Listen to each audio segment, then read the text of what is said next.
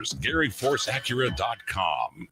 Live on the Game Nashville Sports Network. Brought to you by Ponce Law. Injured in an accident? Call Ponce Law at 615-244-4321. Ponce Law. Justice for all. This is Nick Frazier. Titans head coach Brian Callahan is giving up play calling duties to quarterback coach Bo Hardegree. Callahan explained the reasoning for the in-season change. Part of the decision making in that process is that Bo's been had some interim experience calling. He's been on the rookie quarterback before. That part of it will make it a little bit seamless in that regard. The other part of it is that our offensive staff and our game planning process and system is going to remain in place. It's still a collaborative process. We rely on everybody to do their part. The Titans are not the only team making changes, as the New York Giants are planning to start rookie quarterback Jackson Dart on Sunday versus the Chargers. And in college football, over in Stillwater, Oklahoma, Oklahoma State head coach Mike Gundy has been fired, according to Pete Thamel. Gundy lost to Tulsa last weekend. And tonight at Bridgestone Arena, the Nashville Predators host the Tampa Bay Lightning in another preseason matchup. Coverage begins at 6:30 right here on 102.5 The Game on the Game Nashville Sports Network. For more, log on to thegamenashville.com. Your sports live here on the Game Nashville Sports Network. This week's Nashville's best deal comes from Bona Beef in Murfreesboro, located at 2724 Robbie Corlew Lane near the Avenue. Taste the original Chicago Italian beef, perfected since 1981. Slow roasted, dipped, and dripped with family tradition. Bona Beef is unchanged, unbeatable, unforgettable. Get your flavor fix now at thegamenashville.com/deals and score a $50 gift card for just $25 while supplies last. Your sports live here. WBUZ HD3 Laverne. We are the Game Nashville Sports Network. ESPN 94.9. The Fan. 30 years of the best sports talk in Middle Tennessee. It's the George Plaster Show, featuring Tennessee Sports Hall of Famers Kelly Holcomb and young gun Billy Derrick. And now, here's your host, George Plaster. Hello again, everybody. Welcome in. It is, right now, it's kind of a sunny Tuesday in Nashville, Tennessee. We had a lot of rain earlier today, but all things considered, not bad right now. As you can tell, we are at our digs at the homestead. The Predators are using the Ford Ice Center right now for their fall camp. And by the way, they have a preseason game tonight at Bridgestone. Thus, I am wearing a Pred shirt. Okay, let's call roll. Let's start in Murfreesboro and say hello to the one and only Kelly Holcomb. Kelly? That's right. You got it right. Beautiful. How are you? How you doing? I'm good. How you doing? You going to the preseason game tonight? I am. Okay, you're ready. You've got your gear out. Yeah, did you root for the Lions? Man, they look really good. I would have bet. Dangerous. I would have bet my house that they would not have beat the Ravens at Baltimore. And I mean, they had two long drives. They had that one drive of 10 plays. Over 10 minutes, excuse me, not 10 plays, but over 10 minutes, where they started at the 2.5-yard line. And then I think they had another one later in the game. They just look like, and Jared Goff, everybody talks about him, and he struggles with moving around. Like, if you get him off his spot, he's not good. But, man, he went into the game last night, 81% completion percentage in the National Football League, George. That's unbelievable. It's ridiculous is what it is. So the Lions had two different drives last night of over 95 yards. On that note, we say hello to Parker Kelly for day two of his adventures in trying to figure all this out. Parker, how you doing? Guys, I think we're on the air. Do we sound good? I think we're there. Look at that. It's a miracle. We're there. Ellie, how about that? Well, you lost a lot of money yesterday. You put it into a cup for George, and then we'll all go out to eat at the end of the year. But okay, it's a significant difference from yesterday than it is now. It's good. 1% better. 1% better. It's in escrow, is what it is. So nice. In your days as a quarterback at Concordia, did you ever lead a touchdown drive of more than 95 yards? No, I did not. I did not. Okay. I can't say I've ever done that, but I was close. Kelly, how about you? I mean, I played for 20-something years. I'm sure I've had to have done it at some point. But you don't remember. George, I got knocked out 8 times, man. I don't remember much, okay? A little It is cuckoo, what it were you? is. Yeah, I hear you. Okay. Speaking of cuckoo, let's check in on the daily Titans update. There's some crazy stuff going on. Terry McCormick, Main Street Media and TitanInsider.com, joining us today by phone. Terry, it sounds like all hell is broken loose over there. There's been quite a bit going on, George, and some of it is very newsworthy, and some of it is even a little bit confusing. Brian Callahan made the announcement this morning in front of the local media that he is surrendering the play calling duties, giving that over to quarterback coach Nick Holtz, and not Bo Hardigree, I should say, and is bypassing offensive coordinator Nick Holtz and senior offensive assistant Mike McCoy, the former Chargers head coach, in the process. Hardigree, who is from Jackson, Tennessee, and is a former University of Tennessee backup quarterback, called plays for the Raiders for half a season a couple of years ago when they had a rookie quarterback in Aiden O'Connell, and that's why they are matching him with Cam Ward, Callahan says. The other bit of news is just in the last 20 to 30 minutes, it's broken that the Titans are sending cornerback Jarvis Brownlee, a 5th-round pick last year and one of their starters at the position, to the New York Jets, along with a 7th-round pick in exchange for a 6th-round pick. So that one's kind of baffling to me. Okay, Kelly, Terry, let's try each move separately. Let's start with the play calling thing. Why do you think Callahan went around Nick Holtz, who is the offensive coordinator? Because if I'm the OC and I don't get to do that, I'm out of here. Yeah, that's an interesting question, and I don't know that anybody really knows exactly why. Holtz doesn't have play calling experience at the NFL level. I think he did call plays in 2022 when he was at the University of Nevada, Las Vegas as their offensive coordinator, but does not have any play call experience at the NFL level. So that might be one of the reasons, but it certainly is an odd move that you would bypass the offensive coordinator to use the quarterback's coach now as your play caller. The only thing that I can figure out is that Bo Hardigree probably has the day-to-day relationship with Cam Ward that, coach and player have in that regard. And that might be one of the reasons that, along with the limited previous play calling experience that he has. Terry, yesterday I brought up that Mike Borgonzi, if indeed he's running this ship, or Chad Brinker, or whoever is running this insane asylum that the Titans have become, was going to have to walk into Callahan and say, look, you clearly can't handle both of these. By both of these, I mean play calling and clock management. Is it your opinion that that's really the way it happened?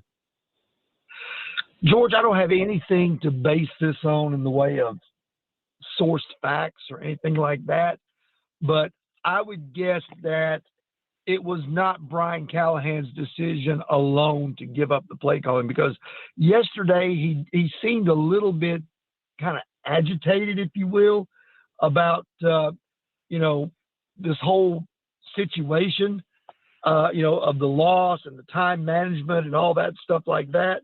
And I think that and I think that today in his talking about it, he said that there's nothing he loves more than putting together offensive game plans and calling plays. So, and Bo Hardigree said the decision was made yesterday. So I don't have anything to base this on other than my speculation, but I would say he probably did not come to that conclusion by himself. Okay, as for the trade, I will admit it makes no sense to me unless it's basically them saying we're giving up this year and trying to build up draft picks for a year from now. Otherwise, first of all, it makes no sense, period. What's your take on it? Yeah, I know. It's one of those things where it's a second-year player, and normally you wouldn't try to, move on that quickly from a guy in his second season who was a starter for you last year. This leaves them really, really thin at the cornerback position because, you've got the health questions with L'Jarius Sneed. You never know how long he's going to hold up based on last year and based on his knee situation. You probably move Jalen Armour-Davis in to be the starting cornerback unless you go with Darrell Baker. Armour-Davis has a history of injuries. So, you've got Roger McCreary solidified as the nickelback, but beyond those four guys, you've got a rookie in Marcus Harris, and you've got a guy that you haven't even played yet in Samuel Womack that you claimed off waivers from the Colts. So to me, this is kind of a baffling move. I get it. Maybe that they were a little put out by Brownlee's penchant for getting penalties and things like that. But there are certainly far worse players on this roster than what Jarvis Brownlee was. Okay, based on what you're seeing right now, off the field, is Borgonzi running this team or is Chad Brinker running it? Yet again, another good question, and one that, I guess it just depends on what area you're talking about. I think Chad Brinker is running things as the president of football operations, but Mike Borgonzi is the guy that Brian Callahan and the coaching staff report to, and Borgonzi is the guy who's also in charge of making the roster moves. So that's the best I can explain it. Okay, Terry, appreciate it. Good reporting. Have no idea what the hell any of it means, but we'll try it. We'll try it again tomorrow. Same time, same place. All right. Sounds good, George. Thanks. Okay, Terry's daily One Flew Over the Cuckoo's Nest report. He, of course, Main Street Media and TitanInsider.com. All right, here we go. Time for our update. Brought to you by our Football Night in Nashville promotion. Join us at Sports and Social in Green Hills Mall this Thursday night as Seattle travels to Arizona. And real quick, with the Titans move, I wanted to bring up, I just got an email from the Titans that they have signed running back Raheem Blackshear to the practice squad. He is a fourth-year running back out of Virginia Tech. Well, that certainly will turn the whole thing around. Absolutely. Okay. Biggest news of the day. Do I sound a little cynical? Maybe just a tad. Whew. God. Biggest news of the day. Oklahoma State has parted ways with their head coach, Mike Gundy, a former three-time Big 12 Coach of the Year, 170-90 record over 21 seasons with the Cowboys. And don't forget, he's a man who's 40 years old, as he liked to claim. Well, he was once 40. Yeah. He's now 58. So, Kelly, you knew this was coming. It was just a matter of time. I watched their pathetic effort against Tulsa. T. Boone Pickens had to be rolling over in his grave. The thing that has been said repeatedly is if Oklahoma State shows him the door, he will be back in coaching very quickly. Do you believe that? I would not. I would if I'm in a situation of hiring people, I would not hire Mike Gundy. 21 years there, which is quite a long time, but I think he started to wear. I don't know if he's an older coach, and you've got to get into this, and I'm sure he did. He got into the transfer portal and all the NIL stuff. I get it, but there's other things that you have to do now other than being a head coach, and him being an old school guy. Man, I just what is he? He's had some good seasons there, and he's had some really good teams. But what has he done, George? I'm not sure, and I know that if I'm in the hiring process and I'm ahead of an organization, he's not one of the guys on my list. No. I think he's done a lot, but it hadn't been in the last couple of years at Oklahoma It's been a State. while. Yeah, it's been a while. Item number 2. Okay, the SEC released their permanent opponent schedule. Each SEC team will have 3 permanent opponents, and the rest of the SEC games will rotate among the 6 in the 9 conference game schedule. For Tennessee, the 3 opponents, Alabama, Kentucky, and Vanderbilt. And I will say, as a Tennessee fan myself, I am disappointed that I don't see Florida on here. They're not, though. They're not disappointed. No, they probably They don't have to go to the swamp every year. Vandy's 3 were a little surprising. Auburn, Mississippi State, and Tennessee. Wow. Okay. Yeah, the Auburn and Mississippi State one doesn't make too much sense for them. Yeah. Item number 3. Okay. It has finally happened. The New York Giants are making a switch at quarterback. They are going to bench Russell Wilson, and they are starting the 25th overall pick, Jackson Dart, everybody's draft crush. We'll see how it works. That's called Brian Dable trying to save his job. Yes, it is. That's all Kind of the that last is. ditch effort, kind of like Callahan switching over play calling duties. 0-3 Correct. are the G-men. And when they really didn't come very close to beating KC Sunday night, the writing was on the wall. They got nothing done offensively. On the defensive end, they've got some hosses. G-men. Okay, item number 4. This one is a huge blow to the offense, but the Tampa Bay Buccaneers are expected to be without Mike Evans for 3 to 4 weeks as he's dealing with a strained left hamstring. The problem is with the Bucs, they're already without former Pro Bowl receiver Chris Godwin, and Jalen McMillan, their draft pick from last year, is on the injured reserve. So A lot of pressure on Baker. a lot of pressure on Baker, Emeka Egbuka, and Sterling Shepard. Look for Baker's INTs to go up.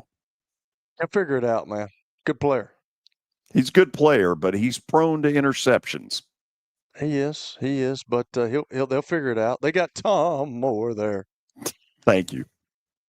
All right.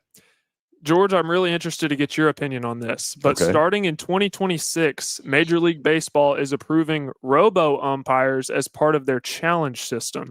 Yeah, you knew it was going to happen. The minor league system, the minor leagues have absolutely got this down to a science. And I think it'll go over well. That's the good news. The bad news is they may not have to worry about it in 2027. There may be a strike. Could be. All right, I got one more thing. One more. The Houston Texans are releasing veteran safety C.J. Gardner-Johnson, and I've already seen that the Eagles are kind of lurking in the shadows, potentially to bring him back to Philly. In a related note, they do not want Deshaun Watson back. Neither does Cleveland. You're probably right about that. Okay, after the break, we begin what ought to be a great Tuesday. Tony Basilio will join us in a matter of moments. The first thing we'll talk to him about is Bruce Pearl's setup to get his son the job. It's pretty surprising. Then David Cutcliffe. If you have not heard him so far, he is a terrific interview, and he'll join us at 4:00. Busy show. Thanks for being with us. This is the George Plaster Show. When I got my first car, my dad told me, keep the gas tank full and my number on speed dial. Now parents are telling their kids, save 615-242-9000 just in case. I'm Blair Durham.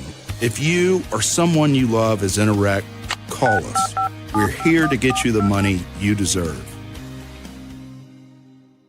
A golf cart from Mikey's Motors is the perfect way to get around this summer. Whether you're going to the park, the pool, or the playground, do it in a brand new golf cart from Mikey's Motors, Franklin and Murfreesboro. Summertime fun in Tennessee. That's what we sell at Mikey's Motors. Come see how we roll.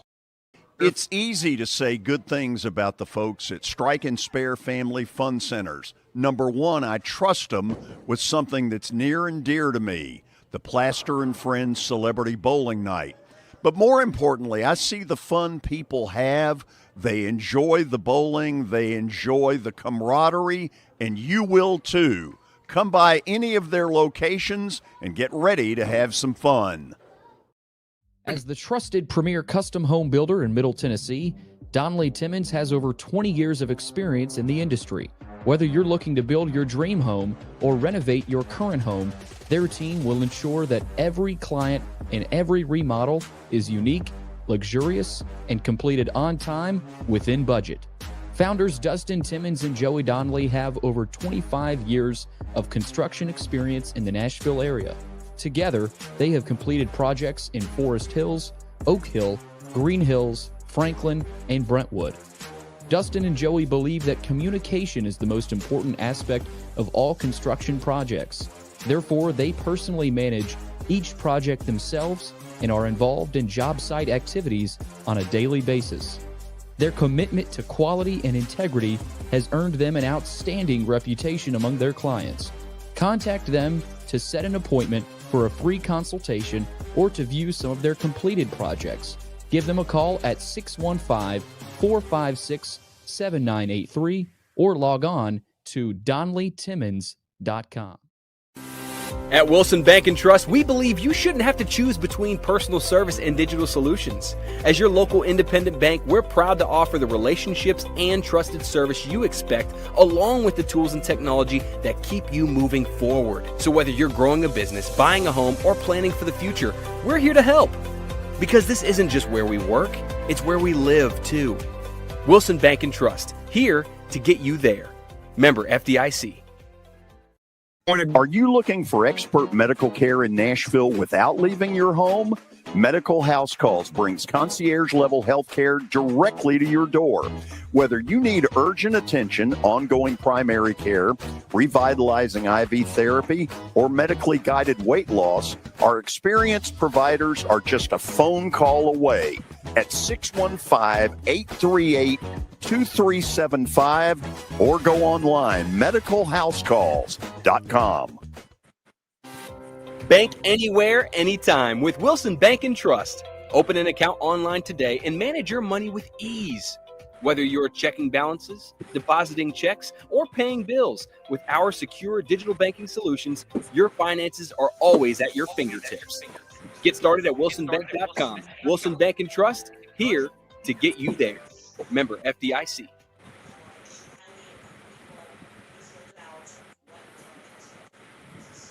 Are you looking for expert medical care in Nashville without leaving your home? Medical House Calls brings concierge-level health care directly to your door. Whether you need urgent attention, ongoing primary care, revitalizing IV therapy, or medically guided weight loss, our experienced providers are just a phone call away at 615-838-2375 or go online, medicalhousecalls.com. ESPN Radio lives here. Your sports live here on ESPN 94.9 The Fan.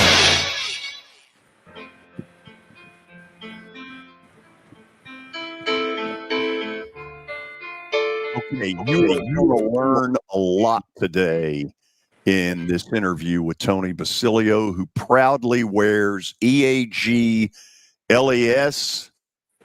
That was a good time to block a field goal. Wow. Kelly Green, baby. Kelly Green. How fast was that guy moving, George? Woo. For a guy his size. It's amazing, isn't it? Looked like me in high school. No, actually, it did not. So, okay, a lot of stuff to get to. Yeah. Tell us about John Mateer at Oklahoma. Well, word just broke a few minutes ago that he's got a thumb injury after that hard-hitting Oklahoma game, and he's going to have a procedure tomorrow, and he's going to be out, and he's expected to return sometime this year. And you know, George, we talked on your show a couple weeks back that guys like him that don't get on the ground in this league, end up holding clipboards next to their coach. And look, I'm not going to say I told you so, but I'm not the only one. I mean, you cannot play the way he plays and take the kind of hits that he takes and think you're going to play a whole season in this league. It's just not going to work. Yeah. And it should be a little bit of a cautionary thing for Diego Pavia, for everybody. For a bunch of them. Okay. I'm going to start somewhere that maybe surprises you, maybe doesn't. Okay. You and I both know Bruce Pearl very well. The story that got out yesterday feels like he timed it to sort of force Auburn to hire Stephen Pearl. Why do you think Auburn gave him a 5-year deal? Because Bruce has gotten him 2 Final Fours. You know, it's funny. Tennessee's never been to a Final Four, right? And Stephen Pearl is an acquired taste, George, to be really honest with you, if you know what I mean. He's a little hard to take. And we call him Stephen Effin Pearl on my show because he was overheard saying on the Cumberland Avenue Strip more than one time, "I'm Stephen Effin Pearl, and I run this town."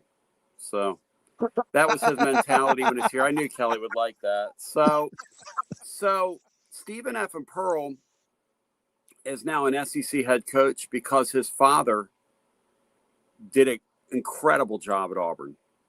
An incredible job. And the new thing, George, now in basketball is I resign right as the season's about to start. Pearl's like the 3rd or 4th coach that's done this now. And what those guys do is they call the shot on who the replacement is. Bennett did it at Virginia. There are a couple other examples of guys who are doing it. It would not surprise me if Rick Barnes does that one day here. Bobby Johnson did that at Vandy. It got Robbie Caldwell a 1-year interim and kept the staff intact. So a friend of mine who I think really knows, got really good Auburn sources, tells me don't be shocked when Pearl becomes the AD. What do you think of that? Wow. You know, I originally thought when I saw that he was stepping away, I originally thought that he was going to run for elected office. Because let's face it, George, he could easily do that. Yes. You know, I mean, he could easily, and I mean easily go out there and put it this way. He's a whole heck of a lot more likable and electable than freaking Derek Dooley. I mean, Derek Dooley says he's going on a listening tour around the state of Georgia. Derek Dooley's never listened to anybody in his life. So, I mean, why start now? So, the other rumor I want to get to. Sure. With Deshaun Foster out at UCLA and BGA outdrawing UCLA in home games, that's my high school. Yes. Is Nico going back in the portal? Yes.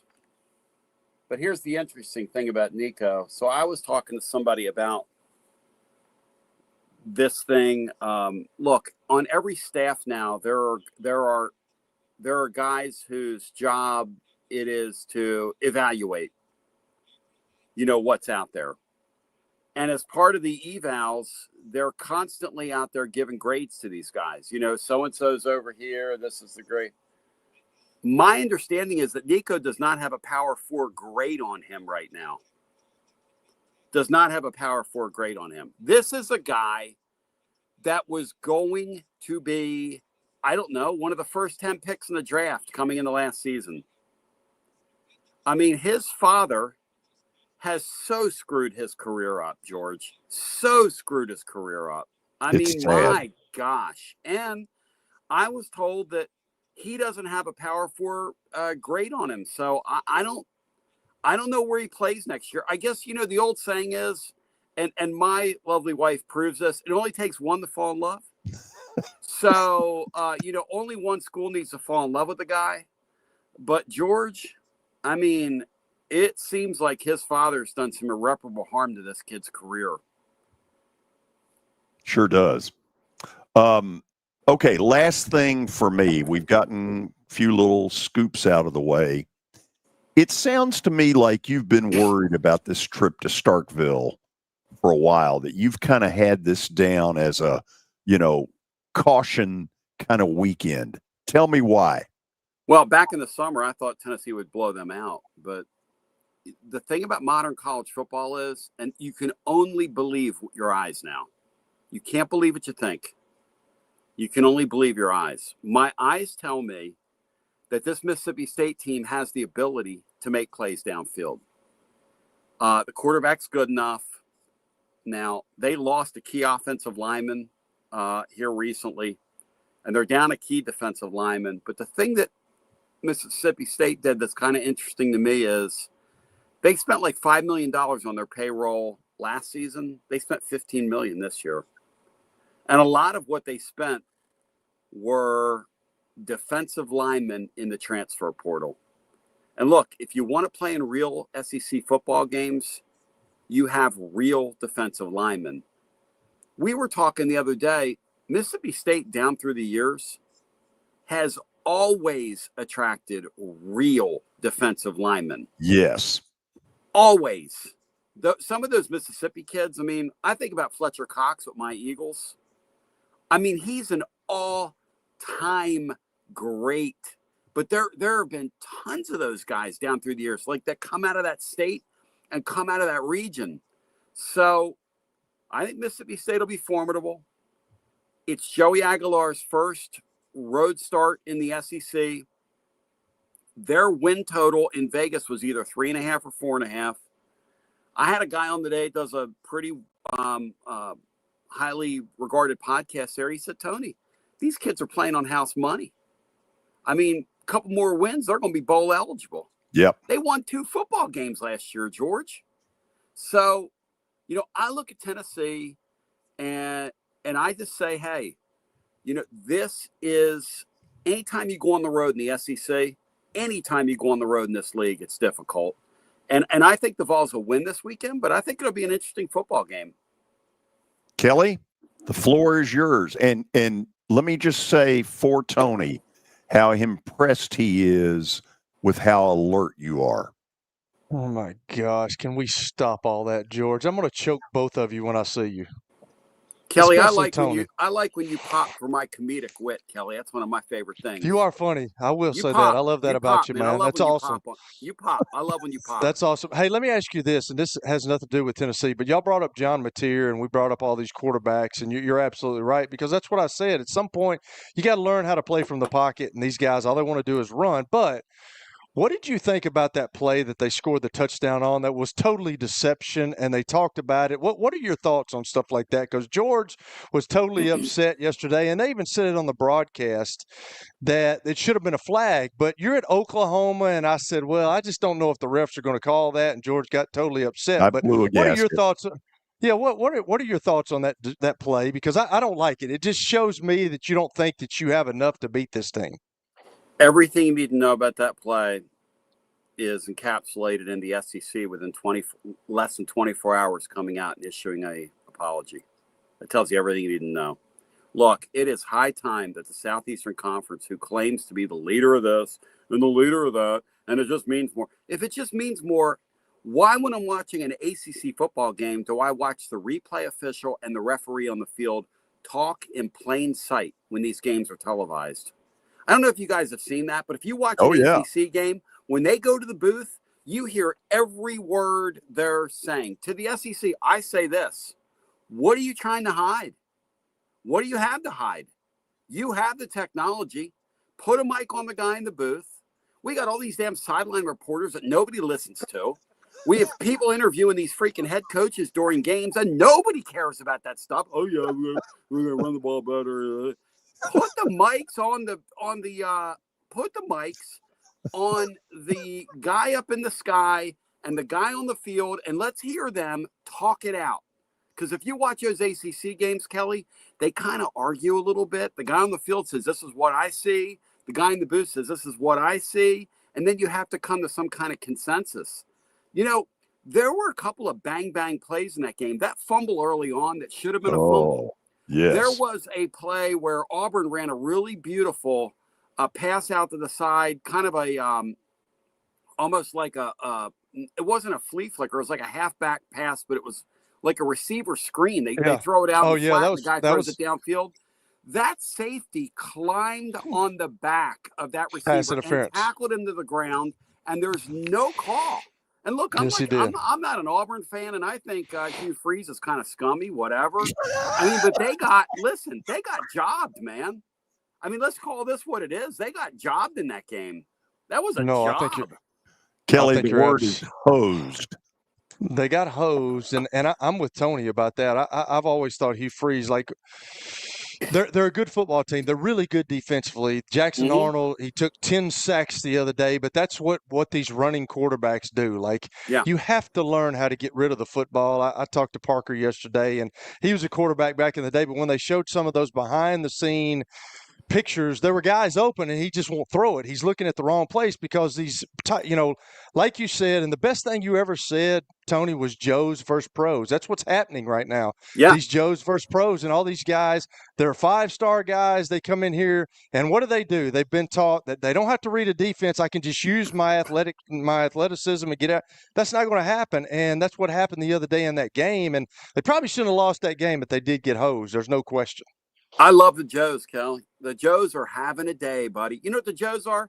Joes are guys that have experience. They go to line of scrimmage. They have my athletic ability, but they know what they're doing. They know how to operate in space. They know exactly where the ball needs to go when I snap the football.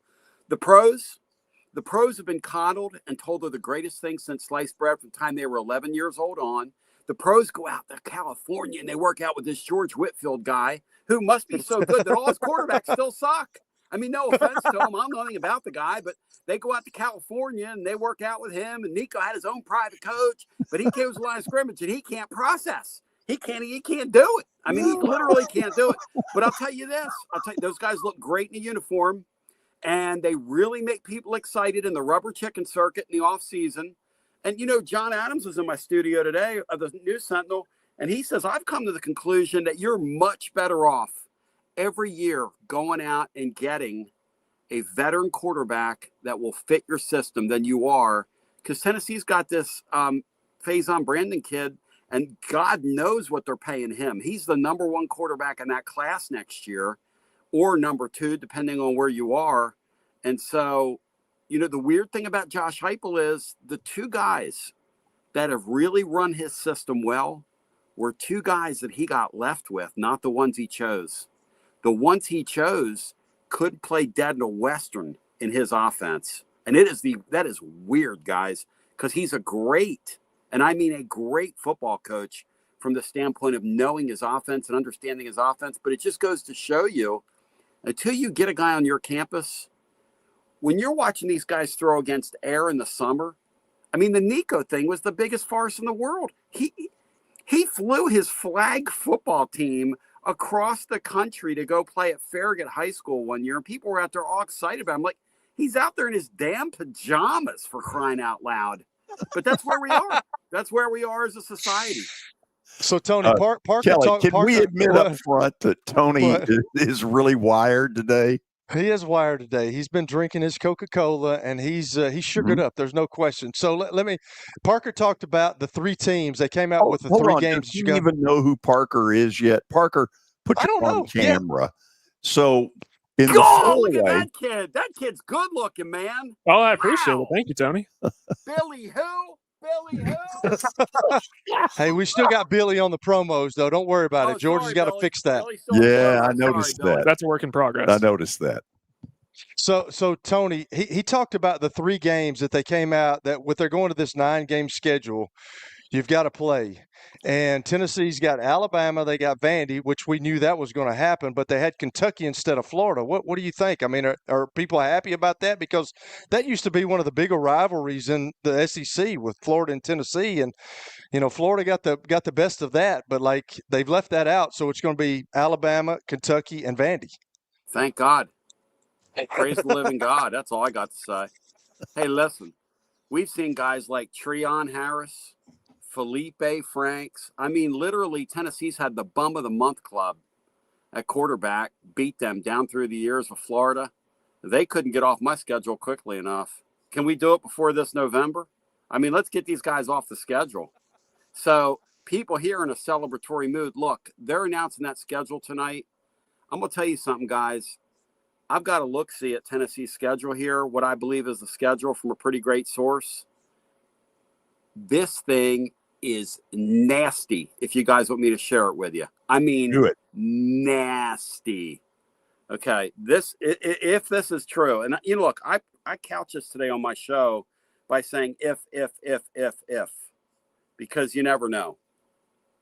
They have home games with Alabama on here, Kentucky, Auburn, Texas, and either Missouri or South Carolina. Now, is that a good schedule? You got Texas at home. Hang on, I haven't even told you the road games yet. Plus, the Vols next year have to, in the second week of the year, they've got to play at Georgia Tech. At Georgia Tech in the second game of the season. The away games next year, again, the home schedule is Alabama, Kentucky, Auburn, Texas, and either Missouri or South Carolina. The away games are, as you mentioned, Vanderbilt, at LSU, at Texas A&M, and at either South Carolina or Missouri. Now, that is your schedule with either GMAC at quarterback, his first year as a starter, or if they want to throw that freshman out there, hey, listen, to an inexperienced quarterback, when you're playing the likes of Alabama, Auburn, Texas, Missouri, Vanderbilt, LSU, A&M, South Carolina, I mean, lots of luck, guys. That is a brutal, plus you throw Georgia Tech in there, that's a brutal schedule next year. Parker, say hello to Tony and ask him the best question of your life. Okay, the best question of my life. So it will not be about Tony Vitello like Billy Derrick would ask you, right? I can't ask about Tony Vitello. That Derrick kid, he's just so obsessed with Vitello, man. He's a great coach, but I don't know why. So I got one question for you, and this is one that makes my blood boil. Why on God's green earth is Mississippi State not ranked? But yet we have teams like Illinois who lost by 100 last week to Indiana, and Notre Dame who has 2 losses. You know, the longer we've gone with down the road we are, and I do believe we're too given into numbers as a sports society. But, man, those AP rankings are the most antiquated thing in the world. Like last week, Illinois, if you look at Vegas, and I know Georgie likes to look at Vegas, Illinois was like in the 30s. Wow. They were in the 30s last week. That's where they belonged. Illinois did not belong on the field with that Indiana team. I mean, at any point did they belong on the field with them. And so you make a great point. Matt Dixon, who helps me out a couple days a week on the air, said today he's been looking at some things, some advanced numbers. And Mississippi State's defense is really pretty good in a lot of spots, you know, by the numbers. And so I think, and I haven't looked where the power ratings, surely the power ratings think a lot more of them than the, well, obviously they do. I mean, the line opened at like a touchdown, a little over a touchdown, and now it's under a touchdown. And that is, those are the metrics I'm following the further we go. Those are the metrics I'm following, not those AP rankings. Good question. You'll get more in the future. Tony, tell people, the 3 people in Middle Tennessee who don't know how to hear you. Yeah, man. How they can hear you. Well, as soon as they announce that schedule tonight, we're going live. And we're going to talk about that league schedule on our app. And, you know, if you look at me and you look at how tired I look, I mean, we go hard around here, man. We go hard. You know, I'm like Kelly back in the day when he was up there in Indianapolis, man. I go hard. You know what I mean? I'm going hard. Yes? You went hard. Yes. Yeah. Hard. And we're done. He left it all out there, but I appreciate you guys. Thank you, George. And I like that young man right there. Oh, listen, he's got a chance. Has he got a chance to come up to your house and you give him dinner and then he'd spend the night with you just like young William? Hey, you think he'd send me a thank you note? Absolutely. Okay, I bet he probably would. More than Billy.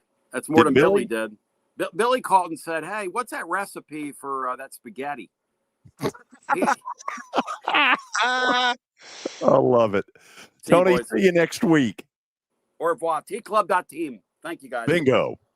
Okay, after the break, we will react to some of the things that got him going today. Man, he was on he was up there, DEFCON 4.5 or 5.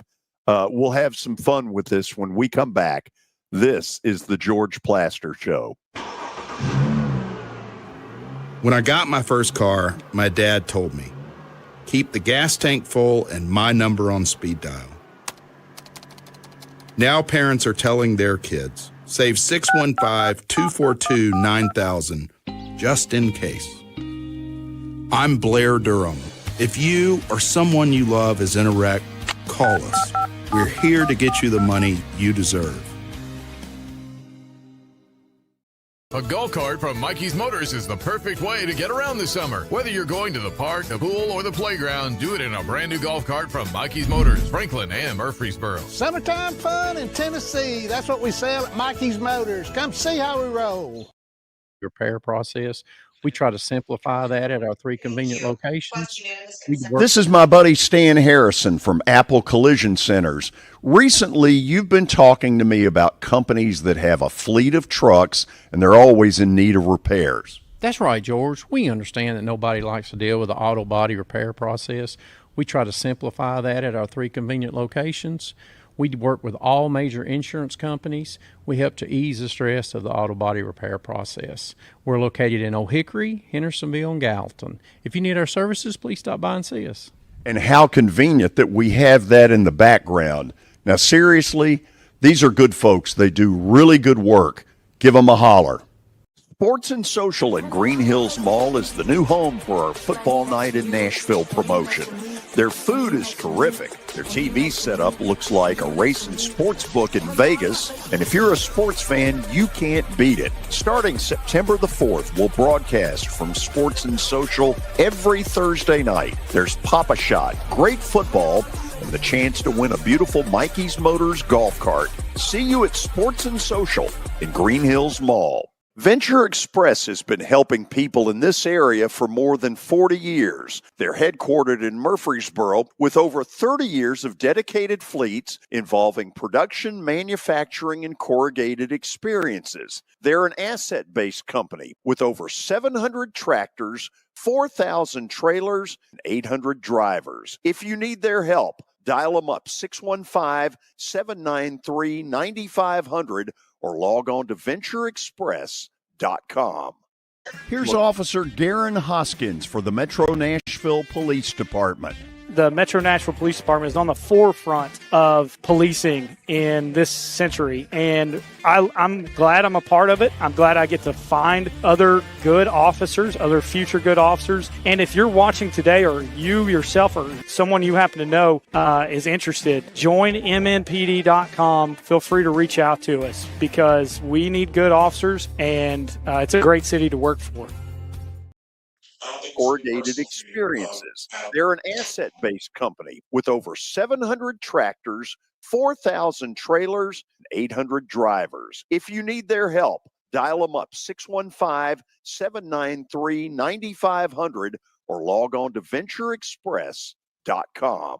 The George Plaster Show gets advertisers the results they're looking for. For example, here's Metro Nashville Police Officer Garen Hoskins. You hear me all the time on the show talk about changes in career, people looking to serve their community and get into law enforcement and join a great department. And I just so happened to meet an individual who heard my segment on your show, has already applied, has come from multiple different career paths, and has always had this dream. And we're very glad to have them. That's just going to be the start of many. If you want to be part of the Plaster Show advertising family, it's simple. Just email me, plastergeorge@gmail.com. Again, plastergeorge@gmail.com. We will fit your budget and your needs. It's the George Plaster Show. Your sports live here on 94.9 The Fan.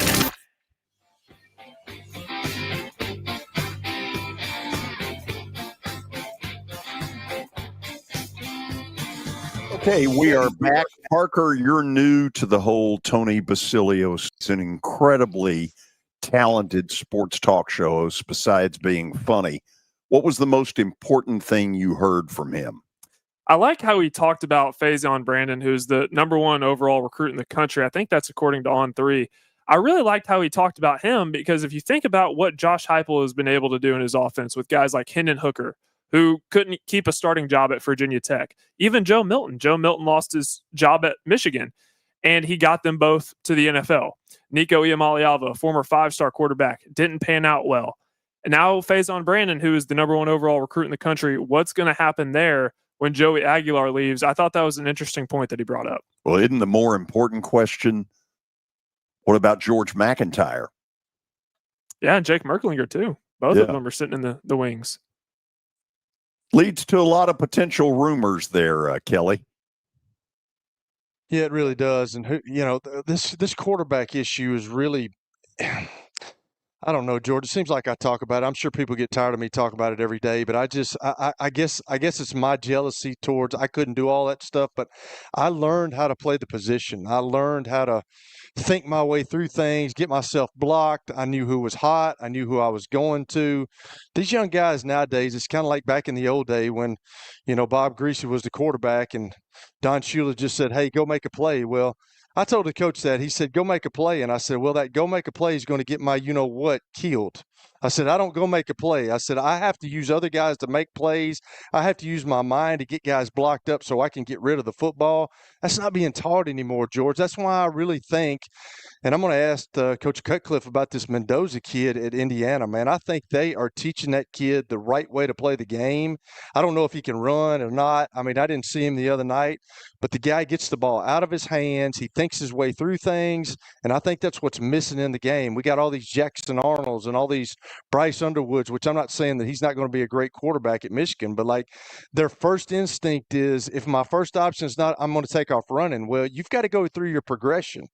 And I'll go back to what Chan Gailey said a long time ago. These quarterbacks nowadays, it's a different game. Lamar's brought a little bit to the NFL, but Lamar's kind of a unicorn, man. But Chan Gailey said, "I thought I would never have to teach a guy how to take a snap under center being a professional coach." And he had to.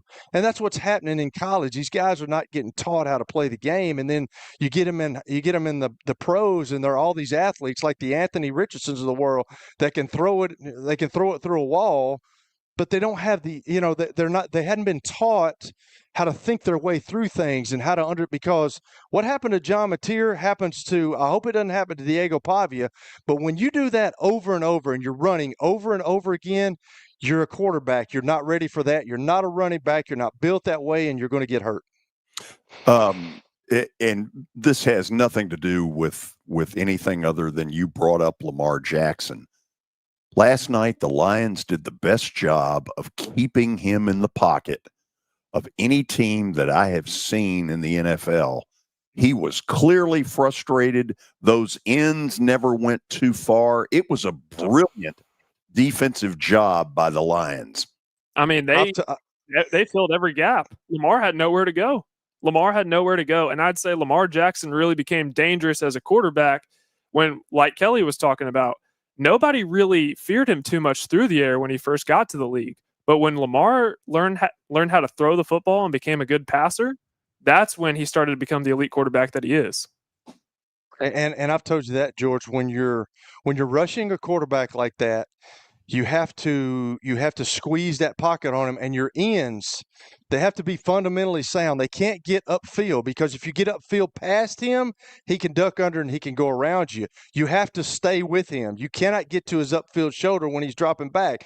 You have to stay right parallel with him, and if you are, you can squeeze him, and that's when you can sack him like that. So you've got to give it to those guys, and you got to give it to Dan Campbell and his coaches, because a lot of times when you're in the pros, all they're worried about is sacks when you get out at the defensive end. That's all they're worried about. But if you want to contain a guy like Lamar Jackson, you have to play exactly like they did last night. So kudos to their coaching staff.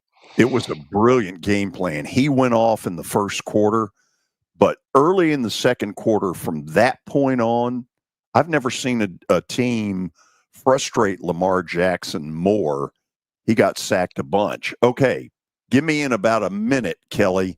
Should Tennessee be worried about Mississippi State?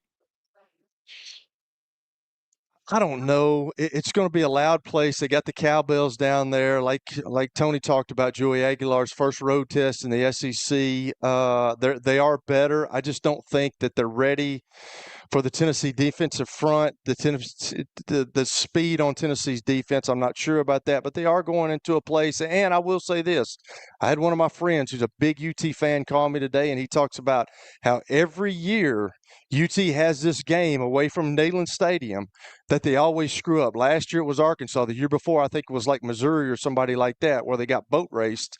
And Missouri was really good, but still, Josh Heupel has got to get past that, and he's got to keep his team focused, because this Mississippi State team, a lot of transfers. They've been built the right way. They've got a lot of defensive linemen that can, Tony's right, man. I play with a bunch of those guys in the pros, and that's what they've always had. They've got it back. They're a scary team, and going on the road with Heupel's history, one road game a year, it seems like they lay an egg. Hopefully for them, it's not this week. Okay, after the break, we'll have stat of the day, which could be a disaster. But then making up for it will be the great David Cutcliffe. If you have not heard the former Ole Miss, former Duke head football coach, and now a consultant to SEC Commissioner Greg Sankey, he is a brilliant interview. That I promise you. So stay tuned, because this is the George Plaster Show. Now, here's your latest Fox 17 Code Red weather report. Brought to you by Window Nation. Get 2 free windows when you buy 2 at windownation.com. I'm Fox 17 meteorologist Greg Bovis. High temperatures in the mid-80s this afternoon, with continued isolated to scattered showers and thunderstorms. Heavy rainfall will be there in pockets, and the potential for damaging wind can't be ruled out. Your sports live here on the Game Nashville Sports Network. The George Plaster Show gets advertisers the results they're looking for. For example, here's Metro Nashville Police Officer Garen Hoskins. You hear me all the time on the show talk about changes in career, people looking to serve their community and get into law enforcement and join a great department. And I just so happened to meet an individual who heard my segment on your show, has already applied, has come from multiple different career paths, and has always had this dream. And we're very glad to have him. That's just going to be the start of many. If you want to be part of the Plaster Show advertising family, it's simple. Just email me, plastergeorge@gmail.com. Again, plastergeorge@gmail.com. We will fit your budget and your needs. Don't let shoulder or elbow injuries put a dent in your golf game or keep you off the course. The sports medicine experts at Houston Clinic Orthopedics can help you return to playing your best game pain-free. They offer treatment options from physical therapy to injections and, if needed, surgery. Houston Clinic Orthopedics has 8 convenient locations around Middle Tennessee. To experience world-class orthopedic care and to book your appointment, visit tn.houston.com. Amber Indian. The West seems so much stronger to me than the East, but because of that, it's hard to predict the East, and anybody could win it. I like the Orlando Magic, the Pistons, certainly. You know, when Giannis comes to my Miami Heat, they're going to be the darlings of the East. Of course. Yeah, that's definitely guaranteed to happen. I got the West in 5 next year is my prediction for next year's NBA Finals. We're already doing it. Amber Indian. Weeknights at 7 Eastern on ESPN Radio and on SiriusXM Channel 80. Your sports live here. WBUZ HD3 Laverne. All around the world on the Game Nashville app. We are the Game Nashville Sports Network. ESPN 94.9. The Fan. It's the George Plaster Show.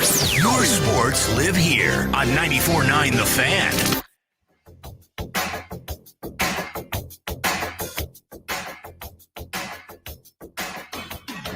Time for our stat of the day, brought to you by Apple Collision Centers.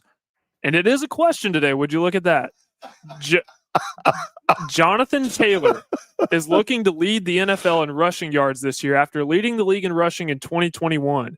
Who was the last non-Taylor Colt to accomplish this feat?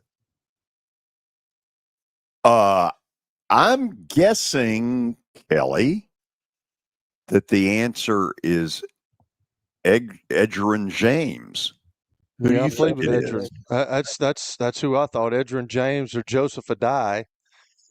Uh, Let's go, James. okay, let's do it. There you Yeah, go. Nice. baby. We are cooking with gas today. Got to make it a little harder tomorrow. Yeah. Edgerrin James, man, a funny guy. Like he did a. I know you got to go, George, but he had a bet with one of his coaches, and it was $100, and he brought $100 worth of pennies in buckets. Did he really? Oh yeah. Oh, that is hilarious. I can tell I like the guy already. Okay, Yeah. we welcome all of you into the 4 o'clock hour. We are not at the Fordyce Center in Bellevue. We are at the Homestead, where we proudly have the World Championship of the Atlanta Braves to my right. That would make David Cutcliffe happy. He'll join us here in about 15 seconds. Let me say up front, several of you have reached out to me either around town or text or whatever to tell me how much you have enjoyed him. This is one thing I knew going in, because the times I had him on, he is a terrific interview, and you always end up learning something. So with that in mind, we say hello to Atlanta Braves fan David Cutcliffe. David, how you doing? Tomahawk. I'm good. I'm doing the tomahawk chop as I drive. How's that sound? I like it. Do you want Brian Snitker back next year? I don't know. You know, I've reserved judgment on those kinds of actions. Don't know the details. Don't know the real story. You probably do, because you talk to Smoltz and all those guys, and they probably do know the real story, right? What I think I know is that he's got to patch up a relationship with Ronald Acuna. Apparently, they are kind of at each other's throats. That's not a good thing. No. And I wonder what brought that on. You know, that's an interesting challenge. And we've all been around it where, you know, if you've been in the business of dealing with athletes, you can get crossways, but that can't last more than a practice. There's an old thing that Coach Bryant did, and then Coach Majors was great about this. He made sure, no matter what happened, whether it was a simple day or one of those difficult days, after practice, you always, as an assistant coach, you always went into the locker room and you spent time not coaching them. You spent time with them as a person. And, you know, that sounds like you're making it up. No, they know if you're not sincere, so you have to sincerely care to begin with. And that's where I would take that comment, hearing that. David, in your role with the Southeastern Conference, you visit all these schools and you have incredible insights as to what's going on the various campuses. What is it that Lane Kiffin does that seems to have every quarterback, no matter whether they're the starter, the backup, they all seem ready to play? What is it he's doing that creates that? Well, it's a combination of him and Charlie Weiss Jr., which I'm surprised he doesn't get talked about more than he does. You know, I knew him when he was younger, the little bit of time I spent with his dad. But I go in and I go to quarterback meetings and some of the offensive meetings from time to time. But, yeah, they do a great job of teaching why. Those guys understand why they're asked to do something. They understand why is the defense doing this.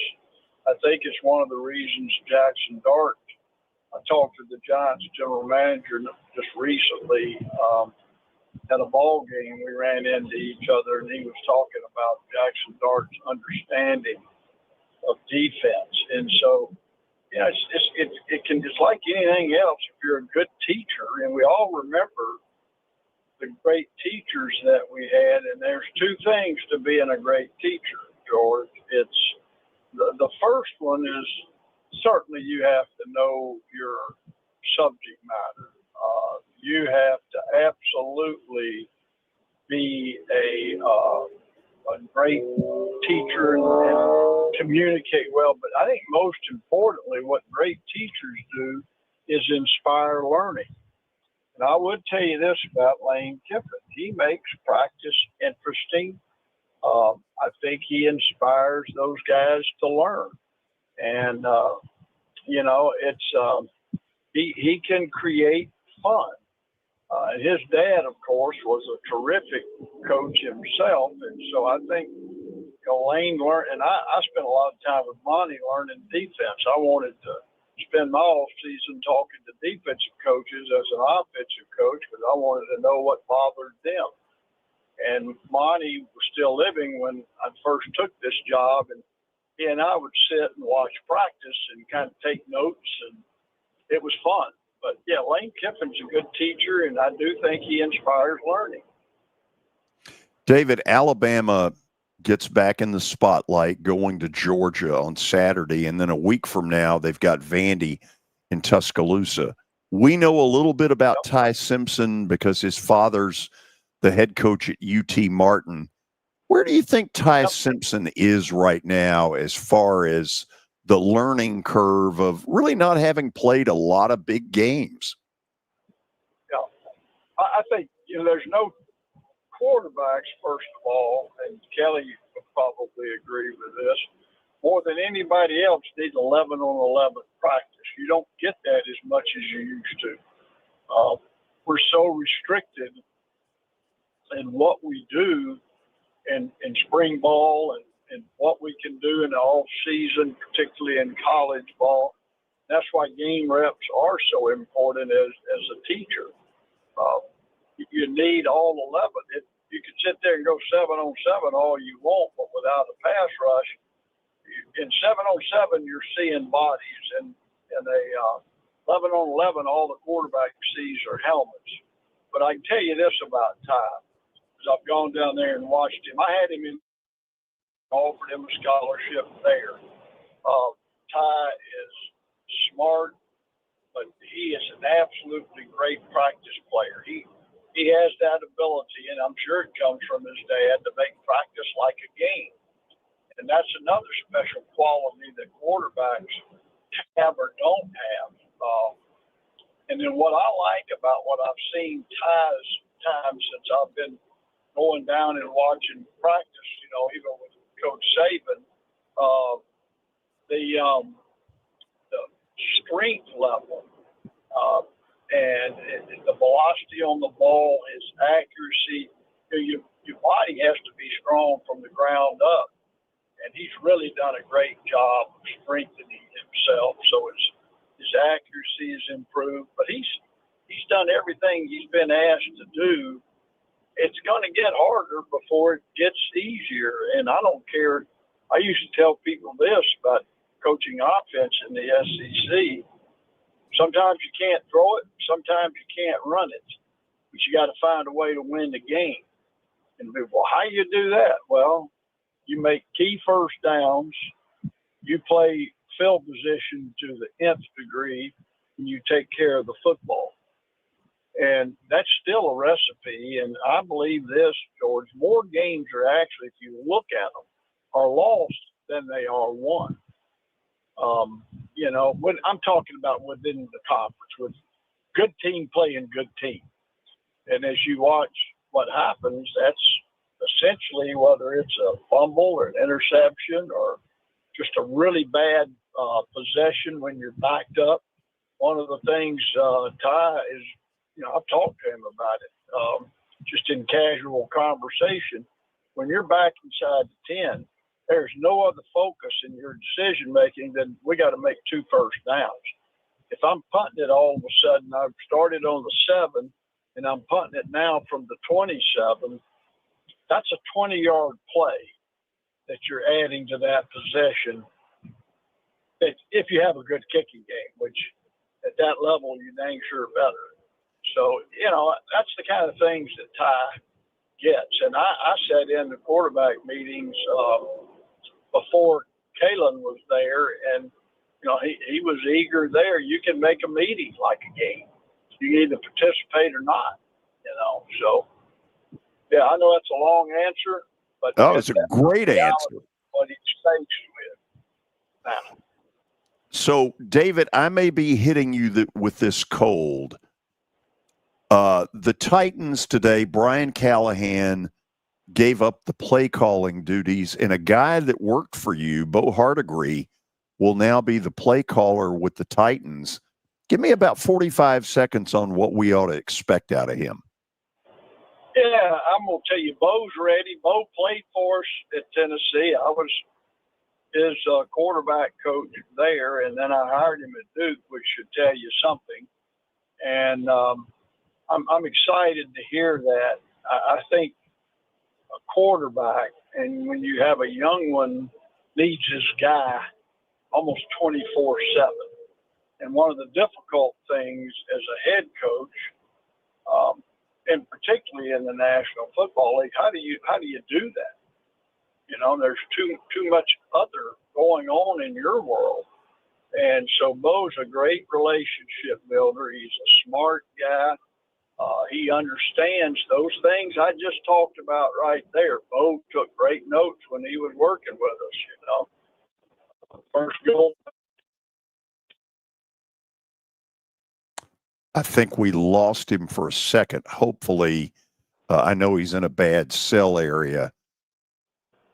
Kelly, let's stall there for a second. Kelly, go ahead, get your question in, and let's see if he's hearing it. Coach, can you hear me? I can. If y'all can hear me, can you hear me? Yeah, you're back.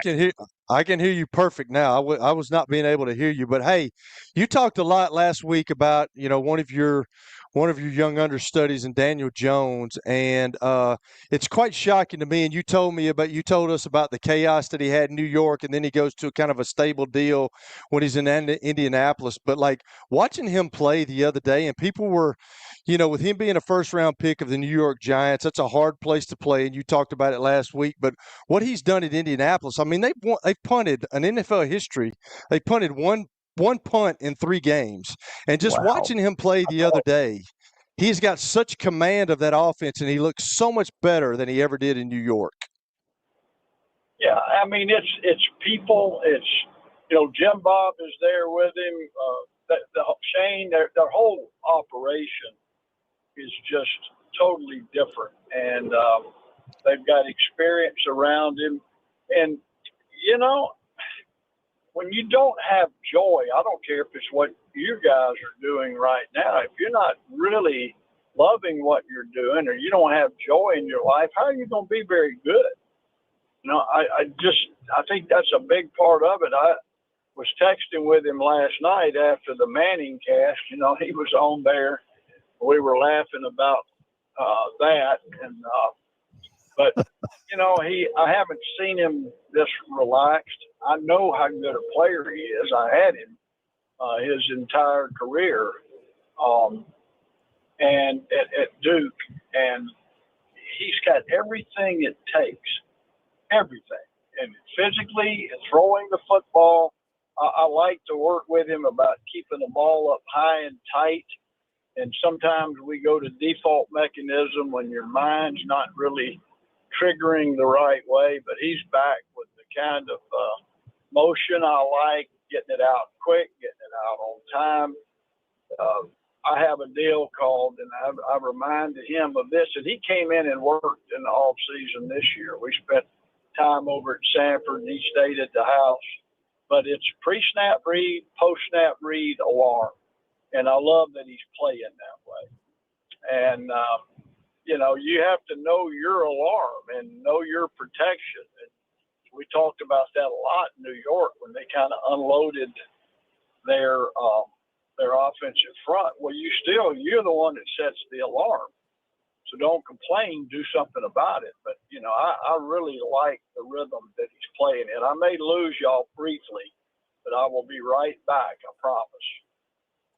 Okay, Coach. So I've talked about this ad nauseum on this broadcast about, we saw in the Oklahoma game the other day when Auburn goes down there, Jackson Arnold, he was a 5-star recruit coming in there. He took 10 sacks the other day. And, me being a quarterback, and I said it earlier in the show, I guess I'm a little jealous because I couldn't do all that stuff. I couldn't run around, but I was taught the right way to play quarterback. And I really think in today's game, especially in college, that guys are not getting taught the game. They get to use their athleticism, and that's what coaches tell them. Hey, if nothing's open, just take off running. And I don't think that's the right way. But I got to ask you, because George is a Haynes King fan from Georgia Tech, and the other night when I was watching Indiana, tell him what you say. Well, you're giving NIL money to Haynes King, which we all know that. I mean, you've bought into him hook, line, and sinker. But the other night I was watching the Indiana game, and I know this young man came from California. He transferred in, but this Fernando Mendoza guy, I'm not so sure that he's not the best quarterback in the country. He's being taught. He sees. He uses his brain. He makes throws. And, man, I'm going to tell you right now, I think Indiana's got a shot with watching him play the other night. They totally demolished Illinois. But where is quarterback play in our country right now, Coach? I couldn't agree more. I go see it, and I watch it in person. I watch practice.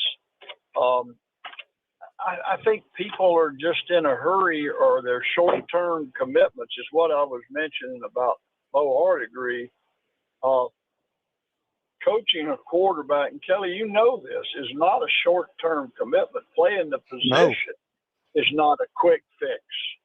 You know, it's a commitment to every day making practice like your game, growing as you continue to play.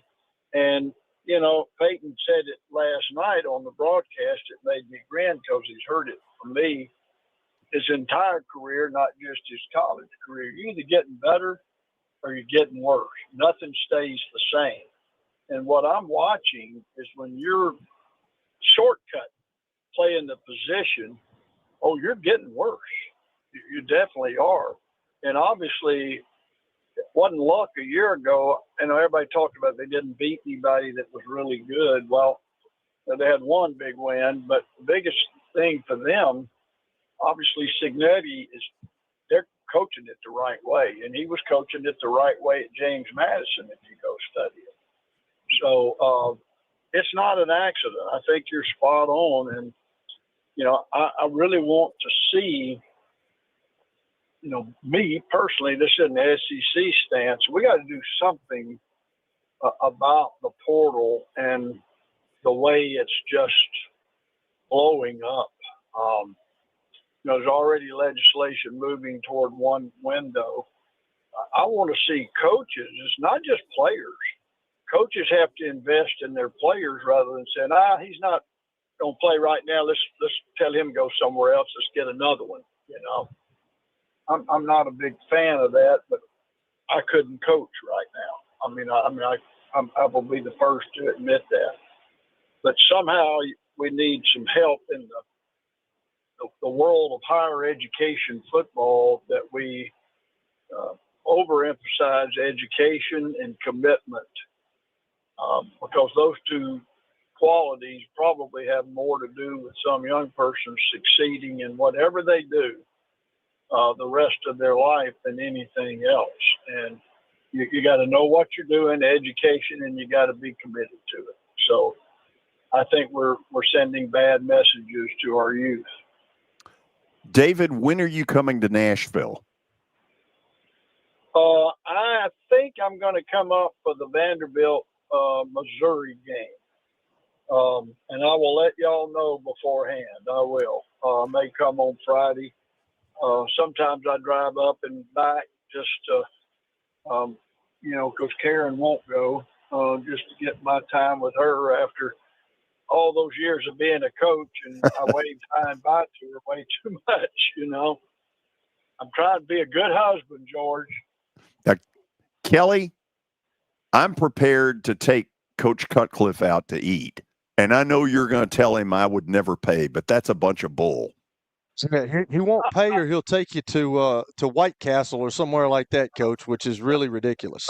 You know, my good friend Carmen Tagano that I worked with forever, upon his retirement, I bought him a wallet because he never had one when we went out. You know what? I'll tell you another story too about one of your proteges, your boy Peyton. Okay, so Peyton just signed his huge big contract, and I didn't expect anything, okay? But Peyton signed his huge big contract when he was in Indianapolis, and he was like, hey, man, let's go out to eat. And we went to St. Elmo's, which I'm sure you've been, and he bought into St. Elmo's. Yes. But we went there the first night, and, it was right before the game. We had to be at the hotel. So I'm thinking, this dude right here, I wasn't expecting anything, but I'm thinking, this dude right here, he just signed a big contract. He's probably going to pay for my meal. There was crickets. Nothing. Separate check. Won't pay for anything. Well, Kelly, you got one on me because all those years they come stay with me and we do all that off-season work. I picked up every check. They would get up and leave the table. And Archie says, they do the same thing to me. And I said, yeah, but they're your sons. Okay. And he said, well, they think you as a dad too. So yeah, you got a leg up on me with that one, Kelly. Oh, that is beautiful. David, please do let me know if you're coming from Missouri. Thank you as always. This is great stuff. I enjoy you guys and have a great rest of your day. And I again appreciate what you do when sports talk is done right, and people can learn from it, and we can get back to the values that we need it to have. So you guys keep pushing that. Kelly, I hear it in everything you say. You treasured your experience, and I love that. Appreciate you, Coach. Thank you. All right, y'all take care. Bye-bye. He is the best. Yeah, I he's really told good. him, Kelly, I told him that with Coach Newton no longer with us, that for me, he is the closest thing to Coach Newton as far as ethics, honesty, integrity of anybody I see in athletics. He simply is. I told you, George, man, I really, sometimes I look at my son and where all he's been and all the things that he's been through. And, I told him one day, I'm really sad that you don't get coached by Alex Robbins or a Boots Donnelly or a David Cutcliffe, because those days are over. And it seems like these young guys, and I'm not saying all of them are like this. I'm really not saying that. But every coach that gets a job now, when they open the door to their key, they're always looking for another job. And, coaching is about relationships, and coaching is about teaching kids the fundamentals of the game. And I don't see that happening anymore, George. And it's with the coaches like Coach Cutcliffe that we just heard. He loved doing that. That's what his mission was. That's what his life's works were. And I worry about where things are going. I do. A little more than 2 years ago, I took David to the new stadium in Atlanta. He is a big Braves fan. And I called Jeff Francoeur ahead of time to say, hey, we're coming, not knowing that David had recruited Jeff when Jeff was a really good football player at Parkview High School. A couple of days before we go, Jeff had told me, I want y'all to come up about an hour before the game. He calls me and he says, Smoltz is going to be working with me, and he is going to ask Cutcliffe a million questions. And I've got some pictures of it on this here very phone right here that you just turn on like that. It was unbelievable to listen to. A Hall of Fame pitcher, very cerebral, absolutely grilling David Cutcliffe on athletic stuff. At one point, Smoltz tried to offer him the Michigan State football job, and David smartly said no. It's one of the most amazing athletic experiences. I remember Jeff and I are kind of standing in the background, and Mark DeRosa, who had been a quarterback at the University of Pennsylvania, he'd been at Penn, and to watch the three of us listening to those two, it was unbelievable. What an experience. Okay, after the break, Parker, get ready because you and Kelly are going to kind of break down what you see 3 games into the season on a certain rookie named Cam Ward. This is the George Plaster Show. When I got my first car, my dad told me, keep the gas tank full and my number on speed dial. Now parents are telling their kids, save 615-242-9000 just in case. I'm Blair Durham. If you or someone you love is in a wreck, call us. We're here to get you the money you deserve. A golf cart from Mikey's Motors is the perfect way to get around this summer. Whether you're going to the park, the pool, or the playground, do it in a brand new golf cart from Mikey's Motors, Franklin and Murfreesboro. Summertime fun in Tennessee. That's what we sell at Mikey's Motors. Come see how we roll. That's what we sell at Mikey's Motors. Come see. It's easy to say good things about the folks at Strike and Spare Family Fun Centers. Number one, I trust them with something that's near and dear to me, the Plaster and Friends Celebrity Bowling Night. But more importantly, I see the fun people have. They enjoy the bowling. They enjoy the camaraderie, and you will too. Come by any of their locations and get ready to have some fun.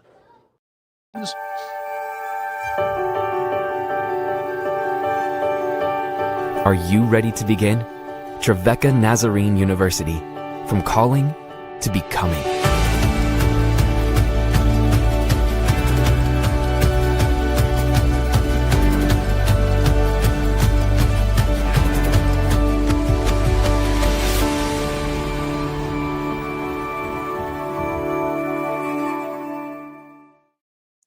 If you are paying too much for your health insurance, you know what? You need to contact the folks at Pancoast Benefits. Pancoast works with businesses and individuals to tackle the high cost of health insurance.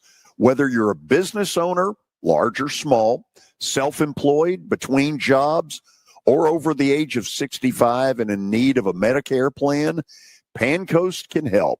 They make understanding your benefits less difficult and more personal.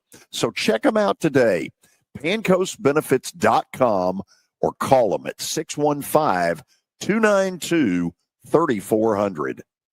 Are you looking for expert medical care in Nashville without leaving your home? Medical House Calls brings concierge-level health care directly to your door. Whether you need urgent attention, ongoing primary care, revitalizing IV therapy, or medically guided weight loss, our experienced providers are just a phone call away at 615-838-2375 or go online, medicalhousecalls.com. Go online, medicalhousecalls.com. ESPN Radio lives here. Your sports live here on ESPN 94.9 The Fan.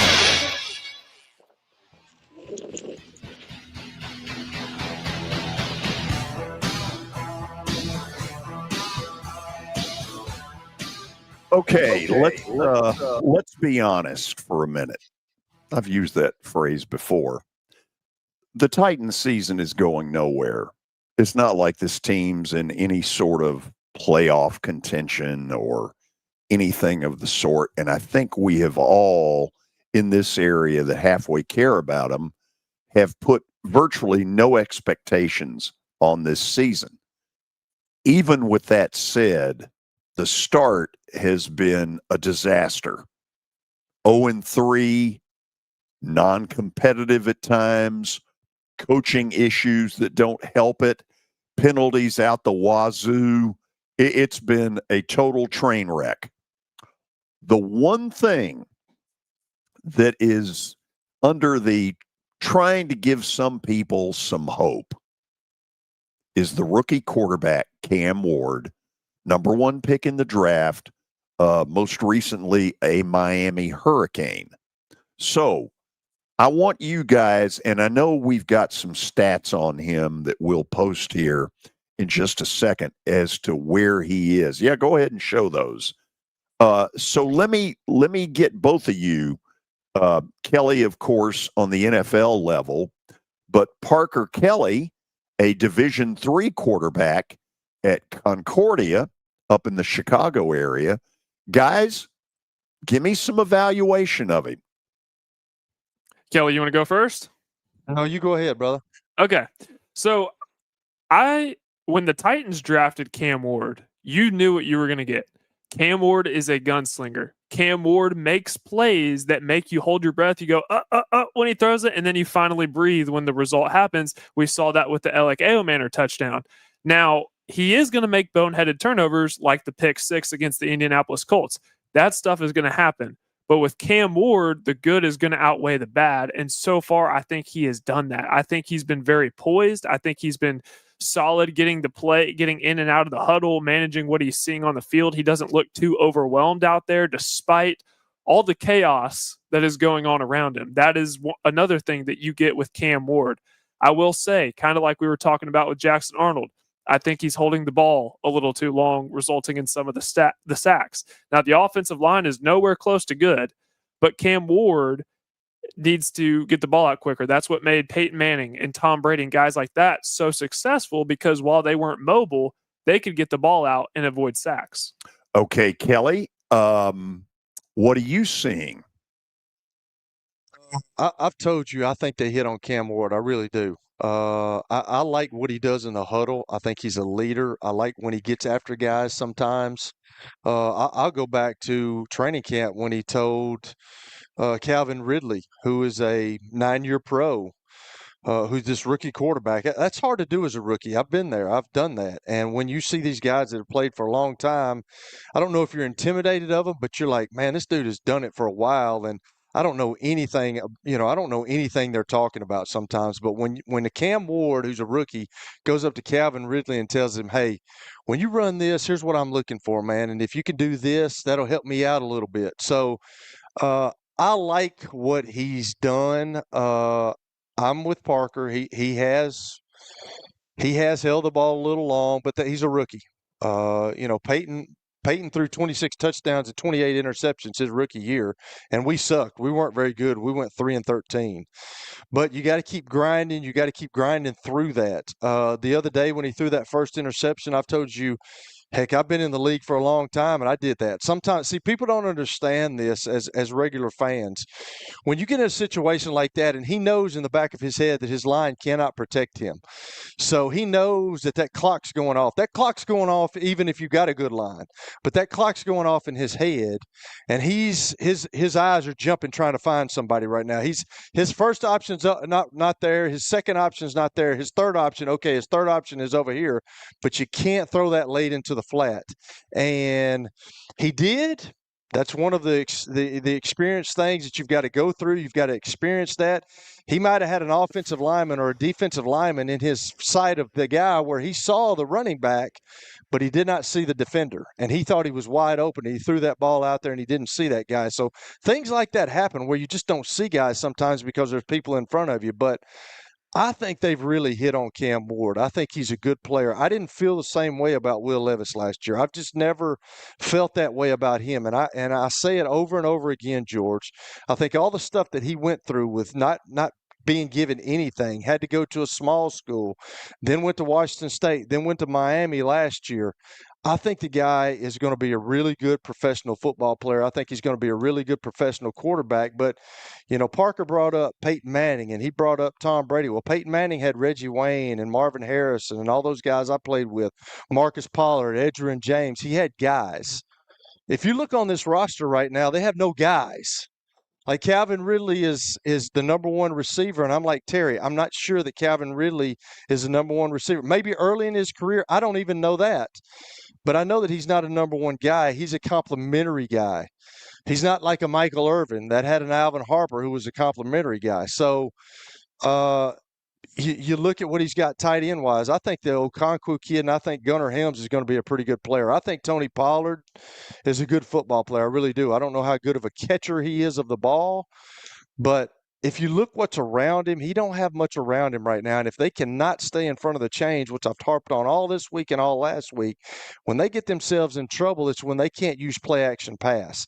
When they can't use play action pass and the team and the defense knows that they're throwing the football, they're going to pin their ears back, and more than likely they're going to get there because they can't protect him. He's holding the ball just a little bit too long, but that comes with experience. That comes with reading defenses and knowing, hey, I can't hold this ball long. I don't have guys that can protect me that much. But I will say this, and this comes into coaching. Tom Moore, when I was in Indianapolis, he was not going to let us get hit. He was not going to let Peyton get hit. If I was playing, he was not going to let me get hit. He always protected the quarterback. If you can't protect the quarterback, you have to leave more guys in there to protect, whether it's a 3-man route or a 2-man route. You have to leave guys in there because you don't want your quarterback to get killed. And you do that by having 2 backs or a back and a tight end, a back and a fullback. And they're protecting, but they can chip edges. They can sift through the line. If somebody's coming free, they can help. You don't get your quarterback hit, and that's where coaching comes in.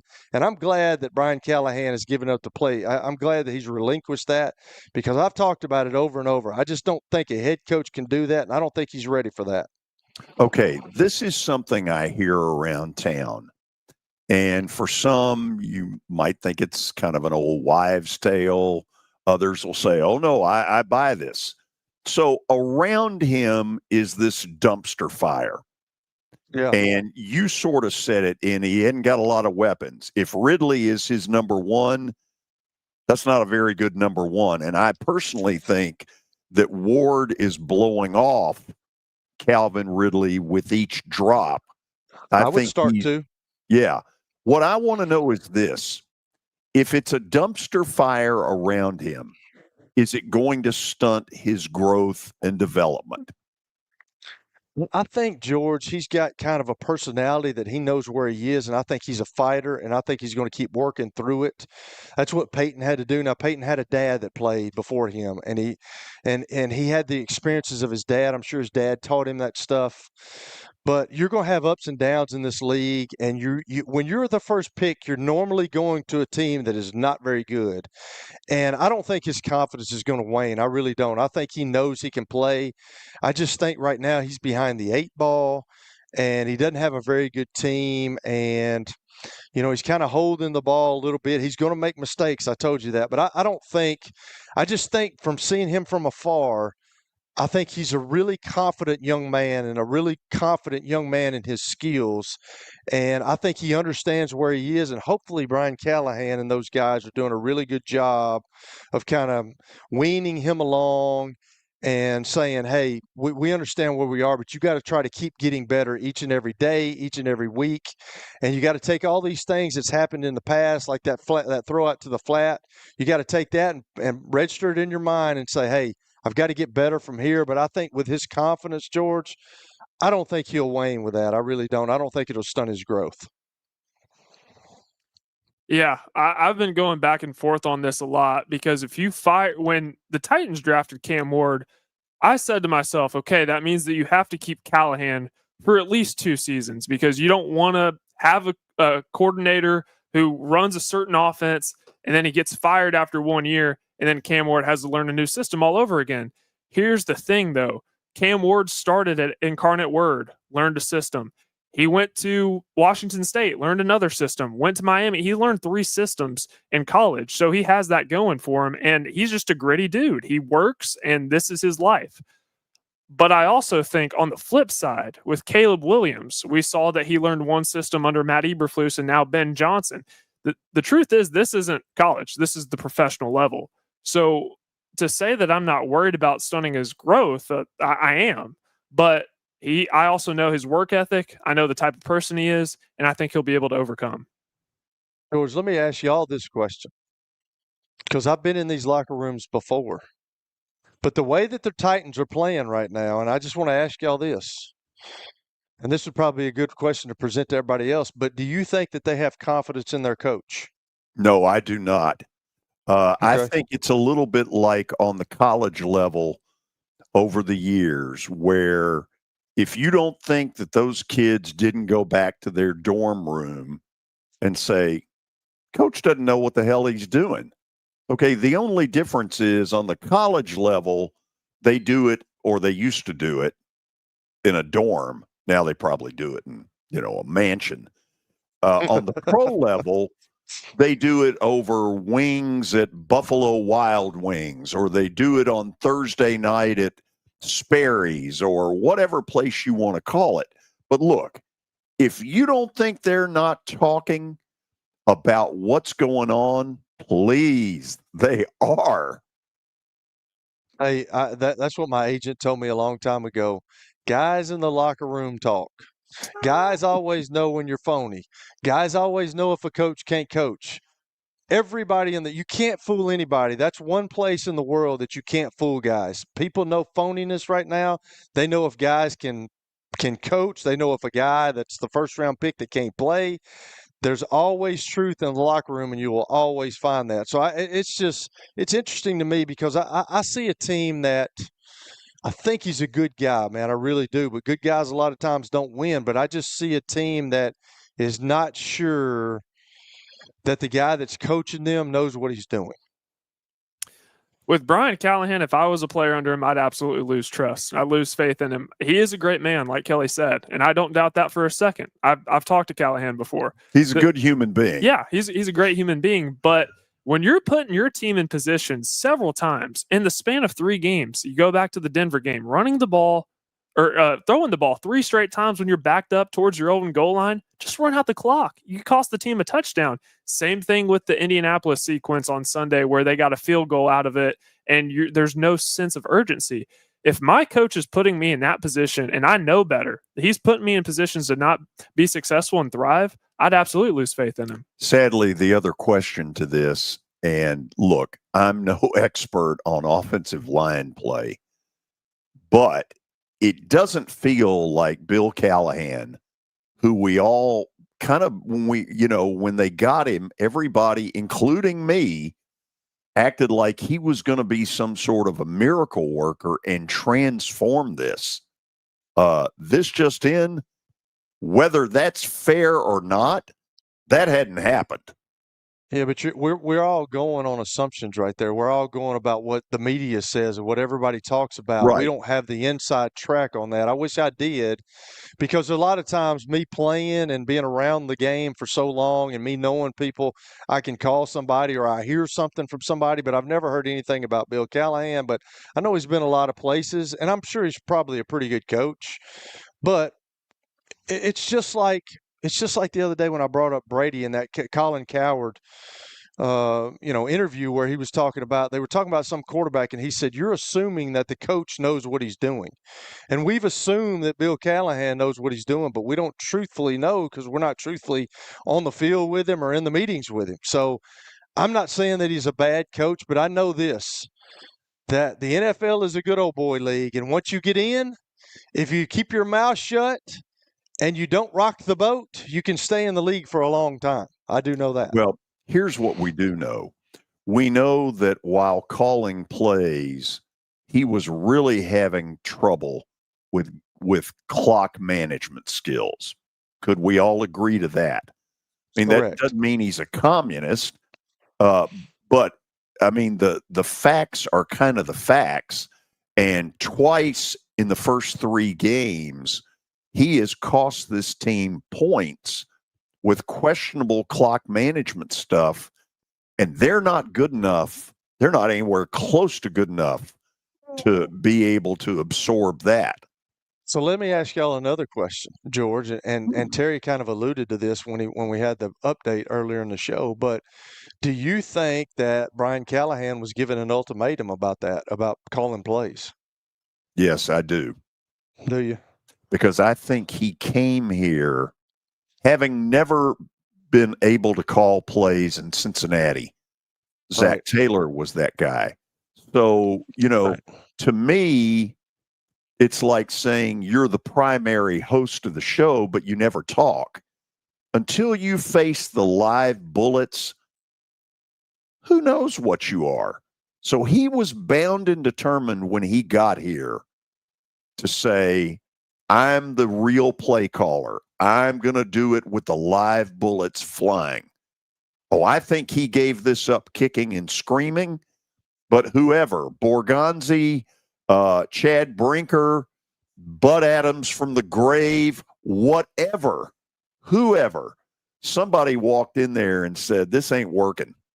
There's an art to play calling, man. There truly is. I can remember when Bruce was really good at it. And I can remember when I was playing and, we had gone over the game plan so many times and I understood the game plan. I could tell you when Bruce and I got on, we had a certain, telepathy about us. And I knew what he was going to call before he called it.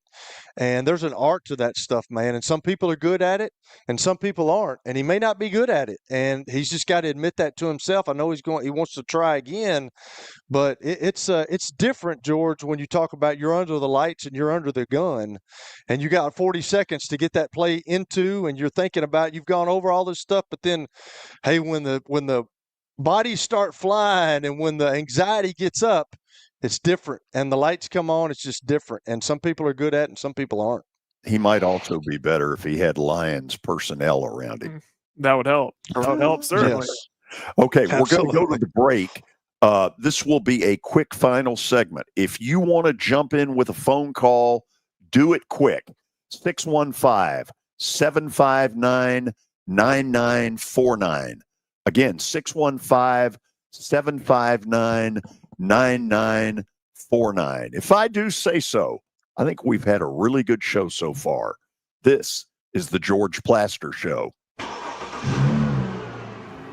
When I got my first car, my dad told me, keep the gas tank full and my number on speed dial. Now parents are telling their kids, save 615-242-9000 just in case. I'm Blair Durham. If you or someone you love is in a wreck, call us. We're here to get you the money you deserve. Sports and Social in Green Hills Mall is the new home for our Football Night in Nashville promotion. Their food is terrific. Their TV setup looks like a racing sports book in Vegas. And if you're a sports fan, you can't beat it. Starting September the 4th, we'll broadcast from Sports and Social every Thursday night. There's Pop-A-Shot, great football, and the chance to win a beautiful Mikey's Motors golf cart. See you at Sports and Social in Green Hills Mall. Here's Officer Garen Hoskins for the Metro Nashville Police Department. The Metro Nashville Police Department is on the forefront of policing in this century, and I'm glad I'm a part of it. I'm glad I get to find other good officers, other future good officers. And if you're watching today, or you yourself or someone you happen to know is interested, join MNPD.com. Feel free to reach out to us because we need good officers, and it's a great city to work for. Star Physical Therapy was established in 1997 with one great mission: to serve.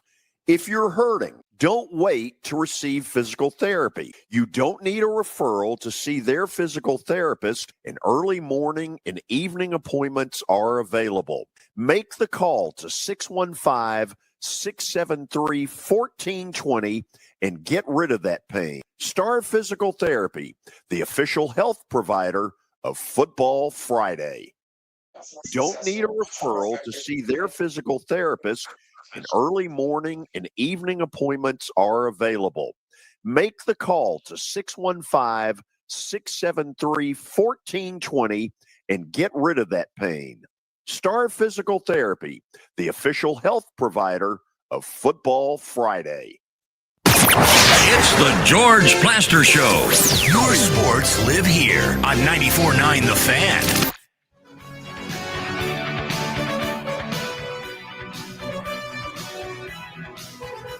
We welcome Europe to the show with the final countdown. I got time, hopefully, for a couple of phone calls. Tony in Nolensville, if you can, give me about 2.5 minutes.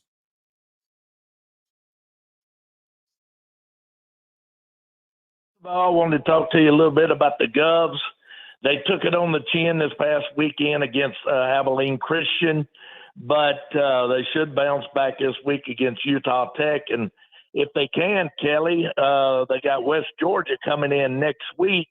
And I know I'm looking way ahead here, but if Austin Peay can bounce back this weekend, they'll have West Georgia coming in, and both of them, that'll be like a 5-0 team going with a 4-1 team. So that'll be a good series next weekend up at Clarksville.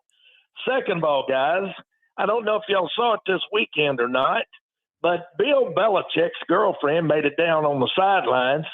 She looked like the Carolina Panthers wannabe cheerleader. She had the Nancy Sinatra go-go boots on, and it's a damn shame that she couldn't stay for the whole time, because she would have got more attention down there with everybody looking at her than opposed to the damn football team that's worthless out there on the field. North Carolina, you got rid of one class act, one highly respected coach in Mac Brown to get this buffoon that you've got now. This guy's horrible. He's got a granddaughter-age girlfriend, and he's running your whole program. You might want to consult the basketball program if you want to see what's going on and how to do something right. And last but not least, Eric, you brought up yesterday about the Reds beating the Cubs. Good for you, and you're right, they did. However, it was because the Cubs were still celebrating from the Pirates. They were still in the champagne. You haven't had much to cheer for all year, but pound your chest. You swept the Cubs, and we're in the playoffs. But I do still love you, man. Gotta go, guys. Talk to you. Tony was on something today, man. I love it, man. He's hating. By the way, the Reds will come up later in the show. For those who don't know it, they have caught the Mets. They're dead even, the two teams, for the sixth and final wild card spot in the National League. Cincinnati owns the tiebreaker, and ultimately that may decide it. Cincinnati is at home tonight against Pittsburgh. They have got to mop up and absolutely go to town on the old battling Buccos. Ryan in Nashville, give me a couple of minutes if you can. George, if you can keep me online so I get your response to this. I think the biggest problem is the ownership problem. It has nothing to do with coaching right now. If we can get like Dave Ramsey and Peyton Manning and Bill Haslam to buy the team, and hopefully Amy will sell the team when we get done with her.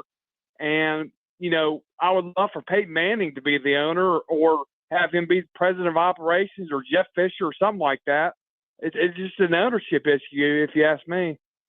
Well, there's more to it than just Amy. I think Burke Nihill, I'm just not sold on whatsoever. Some of his strategies I don't think are working all that well. I think they have priced themselves out of the market in this new dome stadium. And they're asking fans to pay top dollar, thinking it's sirloin and it's hamburger steak. Thanks, George. Don't know if he can hear it. I'm not where the phones are, so if hopefully you're able to hear it. I don't know what the full answer is, but it feels like there's going to be an explosion at some point.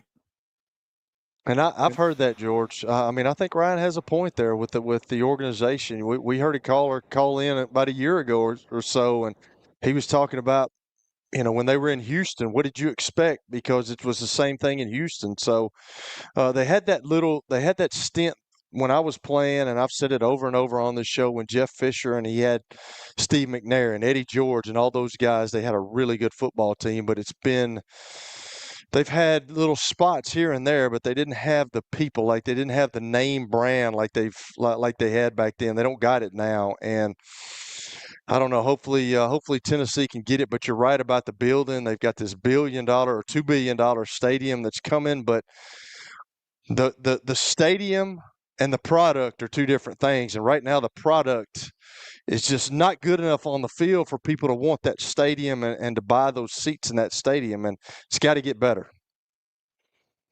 I went to the dentist last week, and my dentist is a longtime Titans fan. Her and her husband have bought season tickets, it seems like, since they moved to Nashville. And she, for the first time, did not renew her season tickets. And what she told me was the people that were trying to sell her the tickets were not very kind to her. And I think about this, and the Titans, they already have a very small fan base. I went to college in Chicago. Nobody ever talked about the Titans. I'm pretty sure I was the first Titans fan anyone up there met. If you keep losing some of your loyal fans, and we know Nashvillians are loyal to their sports teams, especially when they're good. If you keep losing Titans fans like this, you're going to be the Los Angeles Chargers before you know it. Yeah, that's the fear in this new stadium. It's become a destination city, and it feels like the Dome Stadium is going to get overrun a little bit like SoFi has in LA, and I hate that.